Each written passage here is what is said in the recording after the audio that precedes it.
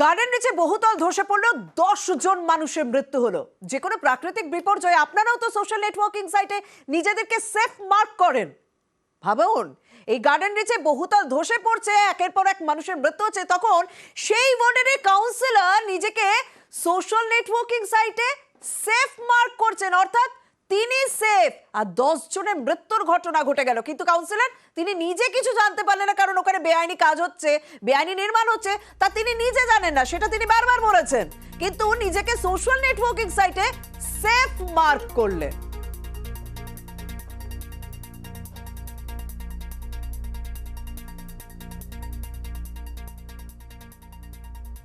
তবে এই যে ঘটনা ঘটলো না, এই ঘটনার পর এখন সবার নজর তো গার্ডেন রিচে, কারণ গার্ডেন রিচ যেন এখন বেআইনি বহুতলের গার্ডেন। সারি সারি বেআইনি বাড়ি রয়েছে সেখানে, আর কোনো বাড়ি আকাশ ছোঁয়া, কোনো বাড়ি আবার পুকুর বুঝিয়ে তৈরি করা হয়েছে। নিউজ 18 বাংলার এক্সক্লুসিভ রিপোর্ট দেখুন।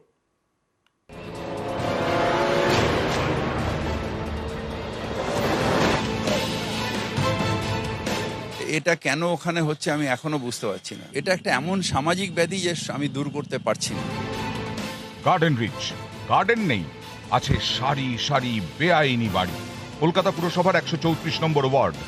রবিবার মাঝরাতে এখানেই বেআইনি বহুতল ভেঙে পড়ে, প্রাণ যায় বেশ কয়েকজনের।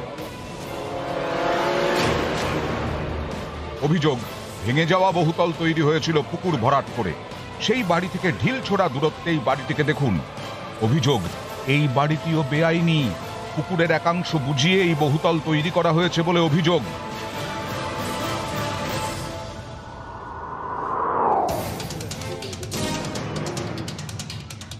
পুকুর পাড়ে 5 তলা বাড়ি, গার্ডেন রিচের ব্যানার্জি বাগানে।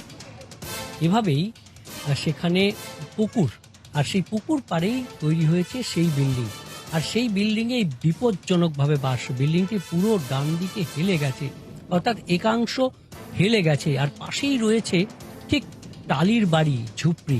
ঘটনাস্থল থেকে ঢিল ছোড়া দূরত্বে এই ব্যানার্জি বাগান, আর সেখানেই আরও একটি বিপজ্জনক বসবাস। 5 তলা বহুতলের পাশেই ঝুপড়ি, ঠিক যেমনটা ছিল ফতেপুরে। বহুতল ভেঙে পড়েছিল ঝুপড়ির ওপর। ব্যানার্জি বাগানেও সেই একই আতঙ্ক। পুকুর মধ্যে ও বিল্ডিং তৈরি করেছে, আর বিল্ডিং তৈরি করে বিল্ডিংটা একদম নেমে গেছে। আমাদের ভয় লাগে, আমাদের টালি বাড়ি আছে, যখন পড়লে তখন কি হবে বলুন তো। শুধু ব্যানার্জি বাগান নয়, গার্ডেন রিচে 134 নম্বর ওয়ার্ডের বিভিন্ন জায়গায় একই ছবি, বেআইনি বহুতলের রমরমা। যেমন তাঁতিপাড়া, এখানেও একের পর এক বেআইন নির্মাণ। গা ঘেঁষে ঘেঁষে বড় বড় বাড়ি। অভিযোগ, এখানেও অনেক বহুতল তৈরি হয়েছে পুকুর ভরাট করে। একের পর এক পুকুর ভরাট এবং কয়েকজনের পকেট ভরা। দেখুন, 5 তলা বিল্ডিং হয়ে গেছে। দেখুন, পুকুর ছিল আগে, বন্ধ করে তো বিল্ডিং করেছে 5 তলা বিল্ডিং। আপনি নেতা, আপনি লিখে দিলেন কাগজে, টাকা দিয়ে দিলেন নেতাকে, করে দিল বিল্ডিং। কে করবে, কে ধরবে?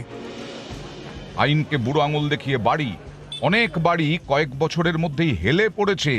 যে কোনো মুহূর্তে বড় সড় বিপর্যয়ের আশঙ্কা। তাই আতঙ্ক নিয়েই দিন কাটে গার্ডেন রিচের তাঁতিপাড়ার। বুক ফাটে, তবু মুখ ফোটে না। এই তো লুটের ব্যাপার, কাকে বলবো? আমরা জলে বাস করবো, কুমিরের সাথে লড়াই করব। আমাকে এসে মারবে, আমি আপনাকে দেবো, বাহবা নেবো, আর তারপরেই মার খাবো। কিন্তু ডোবা বুঝিয়ে বা পুকুর বুঝিয়ে হয়েছে তার কোনো রেকর্ড আমাদের কাছে নেই, কেন ওইটার ঠিকানাতে কোনো পুকুর বা ডোবা আমার লিস্টেই নেই। স্থানীয় মানুষজন কোনো একটা কাগজ আমাকে দেখাতে পারেন যে আমাদের ডিপার্টমেন্টে দিয়েছেন, আমি নিশ্চয়ই সেটার বিরুদ্ধে আবার একটা এনকোয়ারি করে যথাযথ ব্যবস্থা নেব। দুটি বাড়ির মধ্যে ন্যূনতম দূরত্ব থাকার কথা, এখানে সেসবের কোনো বালাই নেই। একটি বাড়ির থেকে আরেকটি বাড়ির যে দূরত্ব, সেটা কিন্তু নেই বলা চলে। প্রত্যেকে আতঙ্কে রয়েছে। এই যে ঘটনা ঘটলো, তারপর থেকে আতঙ্কে রয়েছে, কেউ সেইভাবে কথা বলতে চাইছেন না। এখানেই শেষ নয়, খোদ বড় চেয়ারম্যান কি বলছেন শুনুন। 100-র মধ্যে 90 জনই প্ল্যান করছে, কিন্তু সেই প্ল্যানের মধ্যে আবার 2 নম্বরই আছে। প্ল্যান স্যাংশন নিচ্ছে হয়তো 3 তলা, করছে 4 তলা, কেউ হয়তো 4 তলা স্যাংশন নিচ্ছে, কেউ হয়তো 5 তলা করে নিচ্ছে। 800-র উপরে বাড়ি আমি যতদিন মেয়র হয়েছি তার মধ্যে ভাঙা হয়েছে। গার্ডেন রিচেই প্রায় 25টার উপরে বাড়ি ভাঙা হয়েছে। এটা একটা এমন সামাজিক ব্যাধি যে আমি দূর করতে পারছি না, কিন্তু চেষ্টা করে যাব। নিউজ 18 বাংলা। বিজেপির রাজ্য সভাপতি সুকান্ত মজুমদার কিন্তু গার্ডেন রিচের ঘটনায় কাউন্সিলরকে কাঠগড়ায় তুলছেন এবং বলছেন মেয়র ফিরহাদ হাকিম সব জানতেন। অন্যদিকে শান্তনু সেন তৃণমূল কংগ্রেসের মুখপাত্র অবশ্য পাল্টা উত্তর দিয়েছেন। তিনি বলছেন যে সুকান্ত মজুমদার যে কথা বলছেন তার সঙ্গে বাস্তবের কোনো মিল নেই। কি বলছেন শুনুন। সব জানে এরা, মিথ্যে কথা বলছে।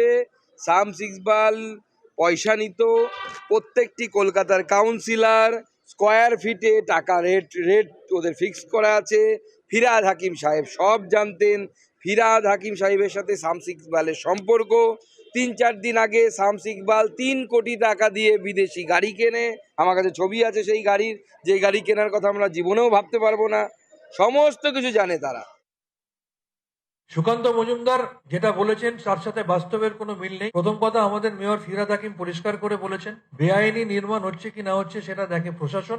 আর দ্বিতীয় কথা, প্রশাসনের নজরে এলে প্রশাসন চুপ করে বসে থাকে, সেটা সর্বৈব মিথ্যা। তার কারণ কলকাতা পৌরসভা বিগত কয়েক বছরে বহু বেআইনি বাড়ি ভেঙেছে, ভাঙার নোটিশ দিয়েছে এবং আমাদের নেত্রী মমতা বন্দ্যোপাধ্যায় এ বিষয়ে কড়া পদক্ষেপ নিয়েছেন, এখনো নিচ্ছেন, ভবিষ্যতেও নেবেন।